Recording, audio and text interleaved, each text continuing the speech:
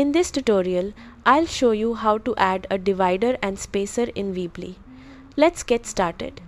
Open your browser and go to weebly.com, then sign in to your Weebly account. From your dashboard, select the website you want to edit and click Edit Site. Once you're in the website editor, make sure you're on the Build tab. This is where you'll find all the elements you can add to your pages. In the left panel, scroll through the available elements until you find divider and spacer.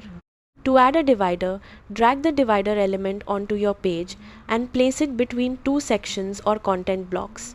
This creates a horizontal line that visually separates different parts of your page. To add extra space between elements, drag the spacer element to the location where you want more room. You can adjust the amount of spacing by dragging the spacer's edge until it reaches the height you want.